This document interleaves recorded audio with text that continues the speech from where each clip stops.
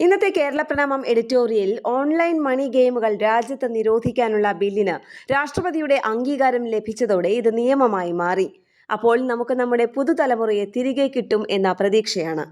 വിശ്രമത്തിനും വിനോദത്തിനും പഴയ തലമുറ ഏർപ്പെട്ടിരുന്ന പല വിനോദോപാധികളും ഇന്ന് പുതുതലമുറയ്ക്ക് അന്യമാണ്.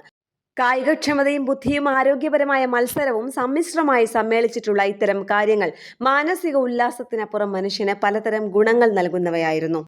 എന്നാൽ ലോകമെമ്പാടുമുള്ള കൗമാരക്കാർക്കിടയിൽ ഗെയിമിംഗ് വ്യാപക വിനോദമായി മാറിയപ്പോൾ സാങ്കേതിക വിദ്യയുടെ കടന്നുവരവ്, സുലഭമായ ഇന്റർനെറ്റ് ഗെയിമിംഗ് സാധാരണക്കാർക്ക് പോലും പ്രാപ്യമായ വിനോദമായി മാറിയപ്പോൾ യുവതലമുറയിൽ ഗെയിമിംഗിന്റെ ദൂഷ്യവശങ്ങൾ ധാരാളം കാണാനായി.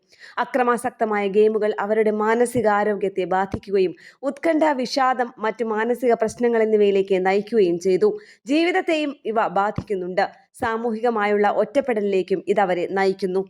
അപ്രതീക്ഷിതമായ കോവിഡ് മഹാവ്യാധിയിൽ നിശ്ചലമായ വിദ്യാഭ്യാസ മേഖലയെ പുനരുജ്ജീവിപ്പിക്കുക എന്നതിന്റെ ആദ്യഘട്ടം എന്ന നിലയിലാണ് ഓൺലൈൻ വിദ്യാഭ്യാസം ആരംഭിച്ചത്. അതിനാൽ തന്നെ അതിന്റെ നേട്ടങ്ങളും കോട്ടങ്ങളും ഉണ്ടായിട്ടുണ്ട്.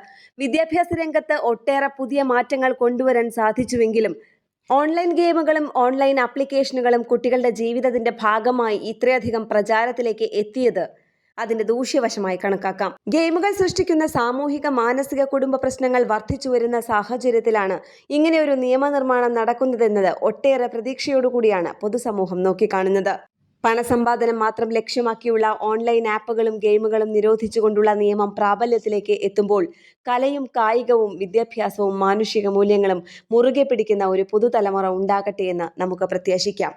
കേരള പ്രണാമം. ചിന്താശകലങ്ങൾ.